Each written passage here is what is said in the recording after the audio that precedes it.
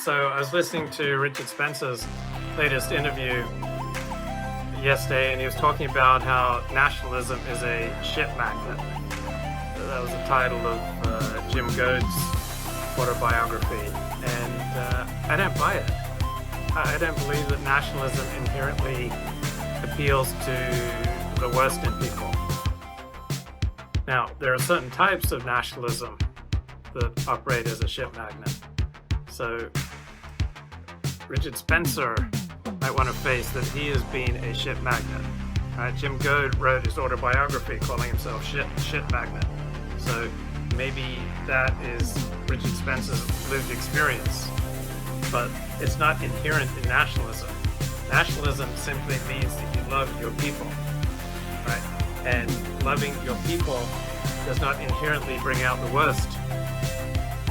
For some people, nationalism may bring out some nasty characteristics, but if you love your people, that means you want to protect your people, and you want to protect your people against enemies.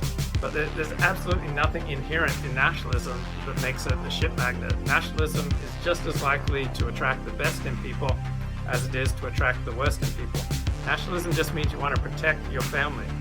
But there's nothing inherent in nationalism that attracts bad people. So I don't buy it when Richard Spencer says nationalism is a shit magnet.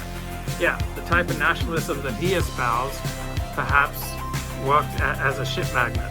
But when you look at other types of nationalism, English nationalism, French nationalism, German nationalism, Japanese nationalism, Chinese nationalism, Australian nationalism, Jewish nationalism, black nationalism, Mexican nationalism, it doesn't inherently attract the worst people, the dregs of society.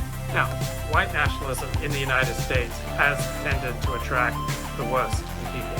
So in certain times and contexts, nationalism, I don't like using profanity, but I don't think it's avoidable here. So in certain times and places, nationalism can be a shit magnet, right? In certain circumstances, given the way incentives are functioning, then certain types of nationalism can absolutely bring out the worst in people. But overall, nationalism just means you love your family and your extended family. Your people is just your extended family. You love your own. If the nation is simply the largest group of people that you consider part of you, an inherent part of you. And nationalism rose in the 19th century. It's been the most powerful political animating force in the past 220 years. Like, decrying nationalism, to me, it's like decrying the sex drive. It's like, this horniness, sexual arousal acts as a shit magnet. Well, it can. Like, sexual arousal can lead people to say and do really horrible things. But, do we really want to condemn the sexual impulse because some people misuse it? Do we want to condemn fire? Right? Fire can be used in a very destructive way. People have been burned at the stake. But fire can also warm your home. Fire can help prepare your food. There are lots of useful ways to use fire. So yeah, there are arsonists out there.